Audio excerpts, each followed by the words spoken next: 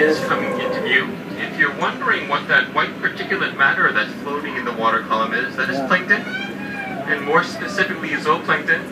Leftover eggs and egg casings from the spawning of the fish, the coral, crustaceans, very indicative of a healthy coral reef, and also a primary building block for all life in the sea.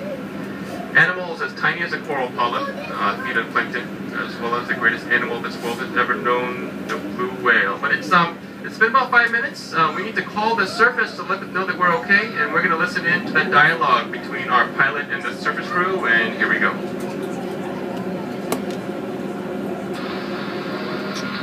Surface, Atlantis 7, communications check.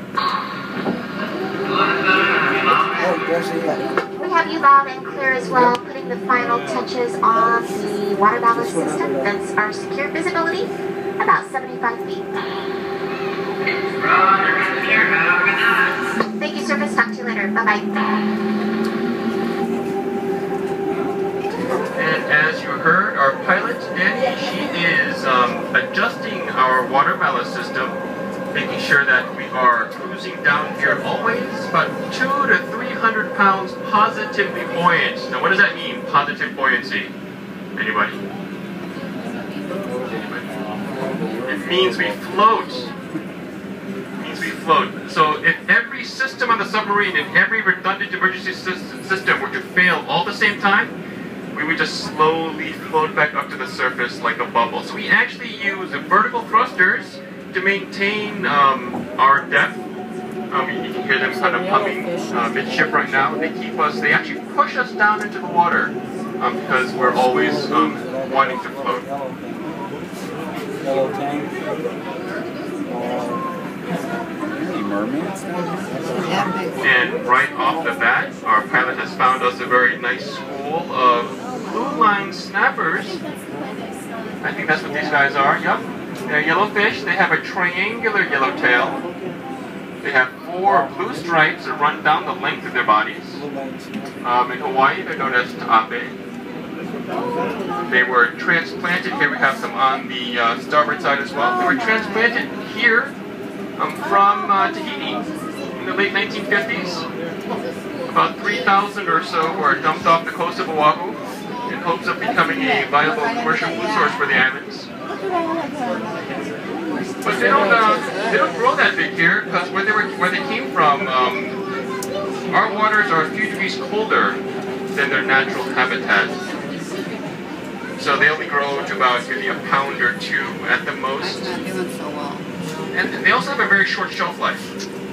You can't freeze the flesh, it just turns to mush, and then after a day or so the flesh turns to mush. So if you catch one, you need to eat it right away. But for those reasons, their small size and their short shelf life, they never became a very good commercial food source for the islands.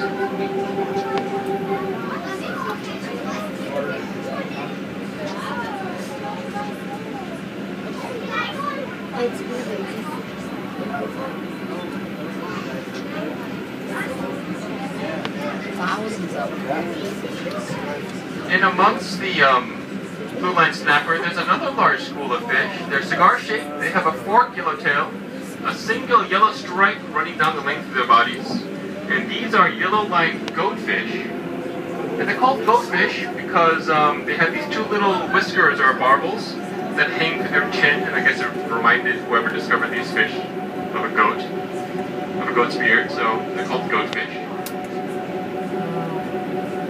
If you're wondering which side is port or starboard, if you're looking forward towards me, the right side is starboard, the left side is port. The way I remember that is little phrase, the ship left port, so the left side is port. There's another one. And of course, there will always be more fish on the other side from where you're sitting. That's just the way it works out here.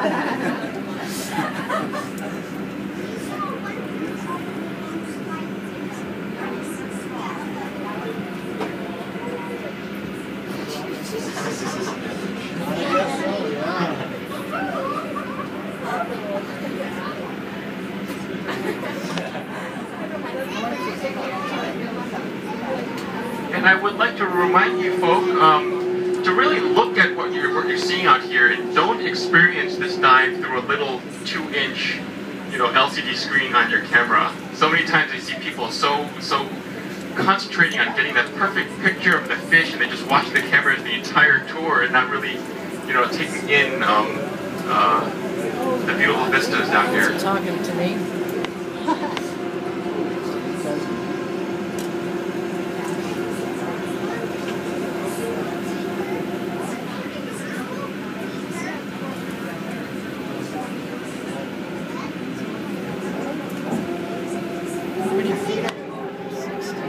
Now our coral reef system here surrounding Hawaii is very healthy. The corals out here are very, very alive and very healthy. Coral is an animal. It is not a plant. Very tiny creature, about the size of a pinhead or a large grain of sand. About 80 or so can fit on your average fingernail.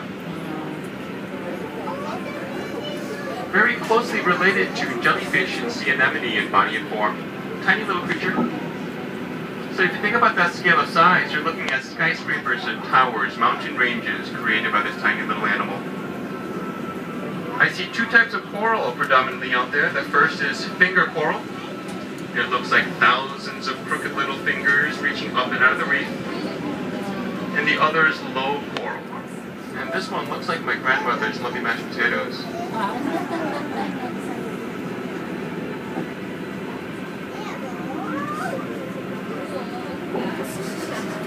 And the reef fish and the coral reef live in a very nice symbiotic relationship.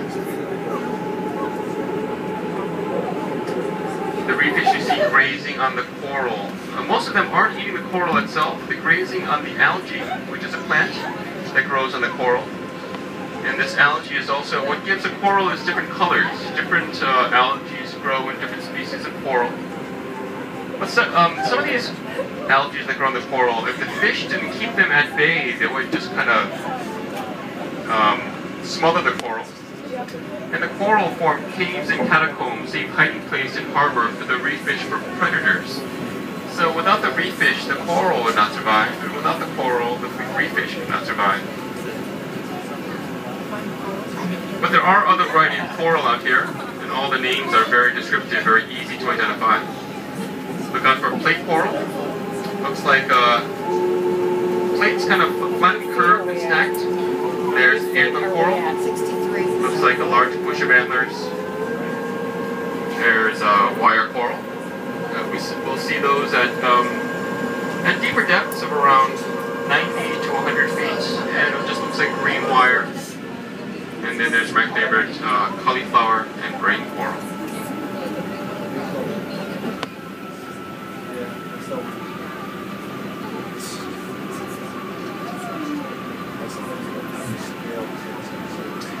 Now we do maintain 1 atmosphere of pressure inside the submarine at all times. So that means you don't have to pop your ears. Your ears are going to pop throughout the dive. You can get on a plane right after the submarine tour and not worry about your head exploding.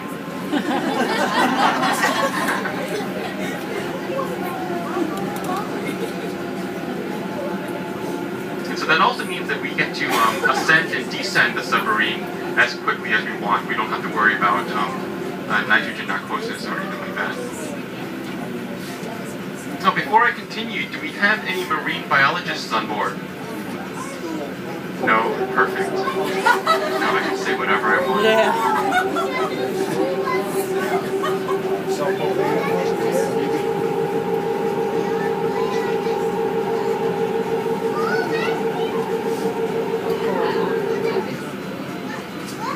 Lots of goldfish, lots of ta'ape about.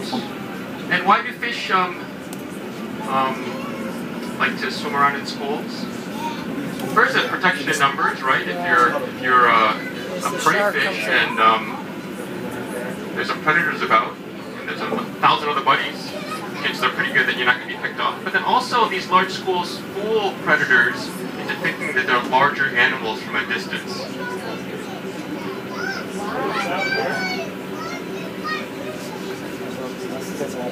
We do have a couple of predators out here during the daytime. Most of them come out at night, but the predominant predator we have out here during the daytime is the bluefin trevally.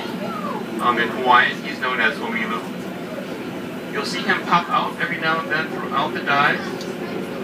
About 1.5 feet long. It's got very aggressive looking fins and a big mouth. And those fins are actuated with accented with electric blue colorings.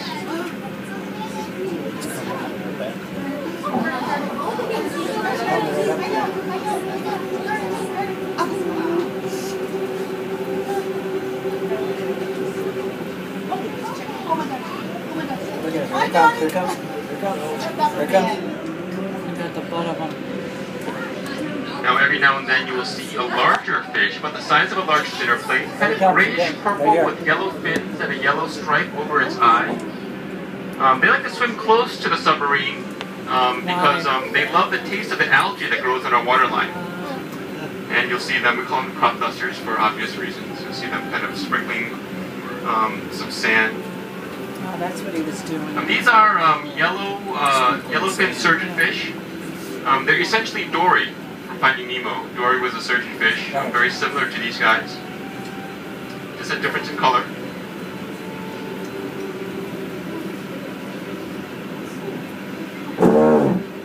Excuse me. You will hear these submarines make strange noises from time to time, but they're all That was good.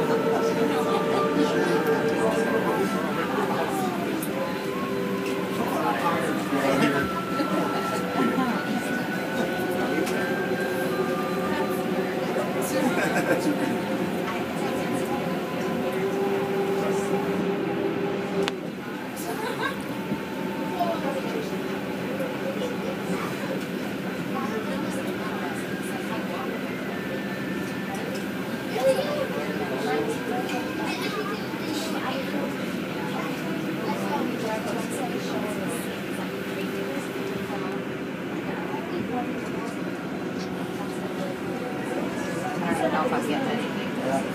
Everything's red. I don't know why. Another fish out here that's very easily identifiable is the yellow tang. Small palm-sized fish, completely yellow in color. It's got a short little rounded nose, and the Hawaiians call this fish laui pala, which translates into swimming tea leaf.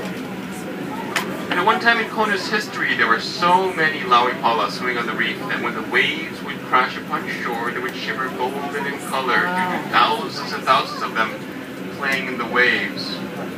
And so Kona was known as a Gold Coast due to this fish. But excessive fishing by the aquarium trade greatly reduced their numbers.